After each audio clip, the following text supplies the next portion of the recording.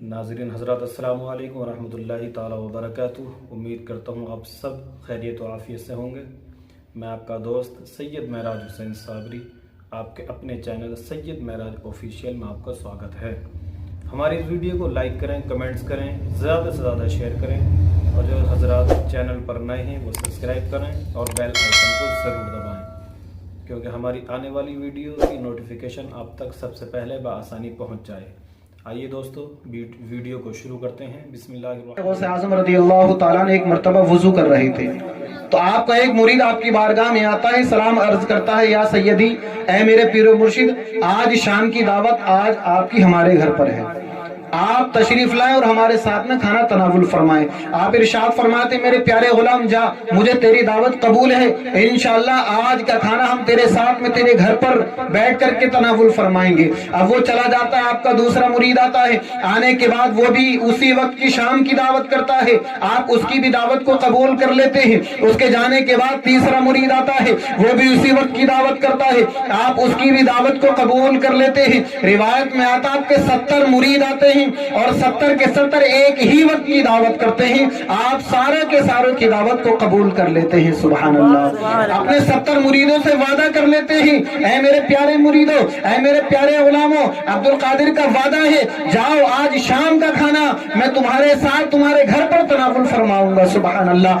70 मुरीदों से वादा कर लिया, रात गुजर गई, सुबह का वक्त हुआ, सारे के सारे मुरीद इकट्ठा होने के बाद बैठने के बाद उनमें से एक मुरीद खड़ा होता है, खड़ा होने के बाद पुकार कर कहता है, ऐ मेरे पीर भाइयों, रात तो मेरी किस्मत की महराज हो गई। तो सारे के सारे पुकार कर कहते हैं, तेरी किस्मत की महराज कैसे हो गई? तो कहता है, रात मेरे पीर मुर्शिद, रात मेरे पीरो मुर्शिद मेरे मकान पर तशरीफ लाए और उन्होंने मेरे साथ खाना तनावुल फरमाया। सुभान अल्लाह। अब जब और सुनते हैं, दूसरा देखता है तो गुस्से में खड़ा हो जाता, कहता नहीं तू झूठ बोल रहा है, अरे रात तो पीरो मुर्शिद मेरे मकान पर थे, रात तो पीरो मुर्शिद ने मेरे साथ में खाना तनावुल फरमाया है। अब तीसरा देखता है, वो कहता नहीं नहीं, रब्बे काबा की कसम, तुम दोनों के दोनों झूठ बोल रहे हो, रात तो हमारे पीरो मुर्शिद हमारे मकान पर थे, रात तो पीरो मुर्शिद ने मेरे साथ में खाना तनावुल फरमाया है। यहाँ तक के 70 के 70 आपस में लड़ना झगड़ना शुरू कर देते हैं। 70 के 70 एक दूसरे को झूठा ठहराना शुरू कर देते हैं। नहीं नहीं, सारे के सारे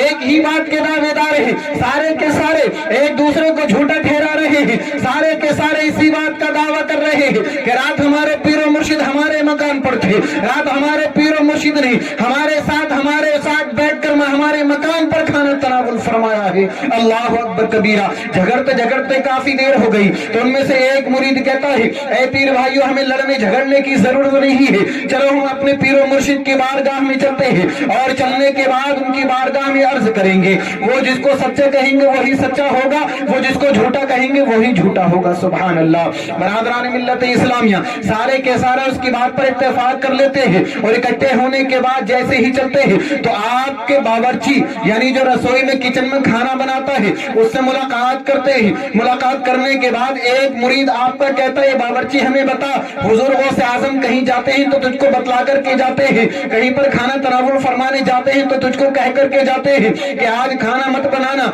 आज इतने लोगों का खाना बनाना, बता रात गौसे आजम कहाँ गए थे? हम सारे के सारे बड़ी टेंशन में हैं, बड़ी कशमकश में हैं, हम सारे के सारे आपस में लड़ झगड़ रहे हैं, हम सारे के सारे एक दूसरे को झूठा ठहरा रहे हैं, हमें बता कौन सच्चा है कौन झूठा है, बता कौन सच्चा है हम में से कौन झूठा है, हम सारे के सारे इसी बात के दावेदार हैं, बता हम में से सच्चा कौन है झूठा कौन है? रात हमारे पीरो मुर्शिद किसके मकान पर थे, किसके साथ में खाना तनावुल फरमाया? तो बावर्ची कहता है, सुनो गौर से सुनना, बावर्ची कहता है कि गौसे आजम के मुरीदो सुनो, तुम सारे के सारे झूठ बोल रहे हो, रात तो गौसे आजम कहीं पर भी नहीं गए थे, रात तो गौसे आजम यहीं पर थे और उन्होंने मेरे साथ ही बैठ करके खाना तनावुल फरमाया था। सुभान अल्लाह, सुभान अल्लाह। अब जब आपके मुरीद ये सुनते हैं, सुनने के बाद उनकी टेंशन और बढ़ जाती है कि अभी तक तो 70 थे, अब एक का इजाफा और हो गया, 71 हो गए, अब करें तो करें क्या? वो कहते हैं नहीं नहीं, हमें तेरी बात पर यकीन नहीं है, हम तो अपने पीरो मुर्शिद की बारगाह में चलते हैं, चल तू भी हमारे साथ चल।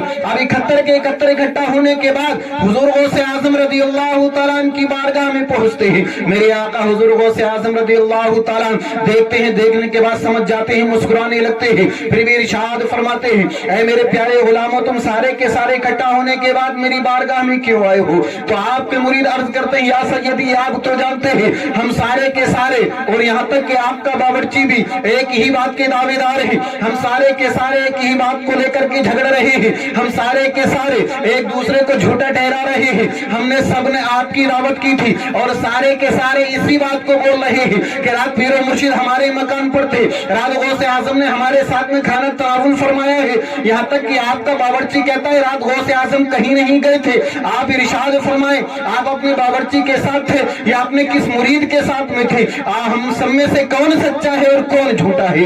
تو میرے آقا حضور غوث اعظم رضی اللہ تعالیٰ اتنا سننے کے بعد ارشاد فرماتے ہیں اے میرے پیارے مریدوں، اے میرے پیارے غلاموں، سامنے تمہیں جو پیڑ نظر آ رہا ہے سارے پہلے اپنی اپنی آنکھوں کو بند کر لو۔ ایک آیت تلاوت کروائی اور تلاوت کرنے کے بعد ارشاد فرمایا اے میرے پیارے غلاموں جب میں کہوں اپنی آنکھوں کو کھولنا اور کھولنے کے بعد اس پیڑ پر نظر ڈالنا اور قسم ہے تمہیں تمہارے رب کی جو تمہیں نظر آئے وہی بتلانا، کچھ اور بتانے کی ضرورت نہیں ہے۔ سبحان اللہ۔ جب میرے آقا حضور غوث اعظم رضی اللہ تعالیٰ نے ارشاد فرمایا اے میرے پیارے غلاموں اپنی اپنی آنکھوں کو کھولو اور کھولنے کے بعد اس پیڑ پر نظر ڈالو تو قسم رب کعبہ کی جس کی قبضہ قدرت میں میری جان ہے آپ کے سارے مرید اکٹھا ہونے کے بعد اپنی اپنی آنکھوں کو کھولتے ہیں اور جیسے ہی پیڑ پر نظر ڈالتے ہیں سارے کے سارے ایک آواز ہو کر پکار اٹھتے ہیں یا سیدی قسم رب کعبہ کی جس کی قبضہ قدرت میں ہماری جان ہے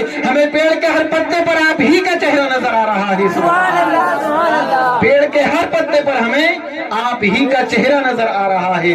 تو میرے آقا حضور غوث اعظم ارشاد فرماتے ہیں تمہیں تمہارے سوال کا جواب مل گیا، تم سارے کے سارے سچے ہو، تم میں سے کوئی جھوٹا نہیں ہے۔ جس طرح سے تمہیں پیڑ کے ہر پتے پر عبد القادر نظر آ رہا ہے اسی طرح سے رات میں اپنے ہر مرید کے ساتھ میں تھا، میں ہر مرید کے ساتھ میں رات میں نے کھانا تناول فرمایا ہے۔ سبحان اللہ۔ یہ شان ہے حضور غوث اعظم رضی اللہ تعالیٰ عنہ کی۔ انشاءاللہ جو بھی ان کا مرید ان کو پکارتا ہے وہ مدد کے لیے ضرور جاتے ہیں۔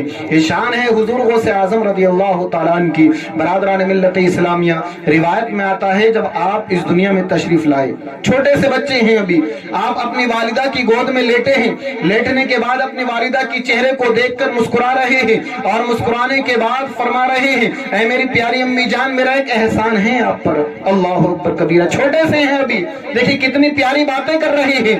مسکرانے کے بعد امی جان سے ارشاد فرما رہے ہیں اے میری پیاری امی جان میرا ایک احسان ہے آپ پر۔ تو آپ کی والدہ ارشاد فرماتی ہیں بیٹا اولاد کا ماں باپ پر احسان نہیں ہوتا، ماں باپ کا اولاد پر احسان ہوتا ہے۔ آپ ارشاد فرماتی ہیں بیٹا بتا کیسا ہے؟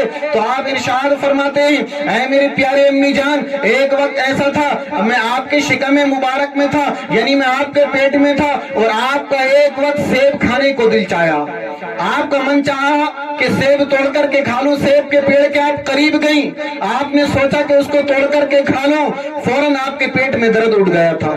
تو آپ حیران ہو گئیں کہ واقعہ تو واقعی سچا، لیکن تو اس وقت میرے پیٹ میں تھا، دنیا میں بھی نہیں آیا تھا اور یہ واقعہ میں نے ابھی تک کسی کو بتایا بھی نہیں ہے، تجھے پتا کیسے چلا؟ تو آپ عرض کرتے ہیں امی جان اور آگے سنو۔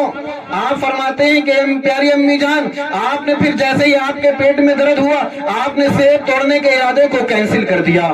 قسم رب کعبہ کی اگر آپ اس وقت سیب توڑ لیتی تو سیب کے برابر میں ایک بڑا خطرناک زہریلا بچھو بیٹھا ہوا تھا، آپ اس کو توڑتی وہ آپ کو ڈس لیتا اور آپ کو نقصان پہنچ سکتا تھا۔ سبحان اللہ۔ دیکھیں آپ دنیا میں نہیں آئے پھر بھی اپنی امی کی مدد کر رہے ہیں، پھر بھی آپ دنیا میں دیکھ رہے ہیں کہ دنیا میں کیا ہو رہا ہے۔ تو امی حیران ہو جاتی ہیں اور ارشاد فرماتی ہے اے میرے پیارے بیٹے واقعہ تو ایسی ہی ہے لیکن میں نے آج تک کسی کو بتایا نہیں ہے، تجھے معلوم کیسے ہوا؟ تو آپ فرماتے ہیں امی جان اور سنو میرا ایک احسان اور آپ کے اوپر ہے۔ آپ فرماتے ہیں ایک مرتبہ آپ گھر میں اکیلی تھی اور ایک دروازے پر بھکاری آیا، مانگنے والا آیا، جیسے ہی آپ اس کو دینے کے لیے گئی آپ کے ہاتھوں میں سونے کی چوڑیاں تھیں، سونے کی چوڑیاں اس بھکاری نے دیکھی، اس کی نظر خراب ہو گئی، اس کی نیت بدل گئی اور اس نے چاہا کہ آپ سے سونے کی چوڑیاں چھین لوں۔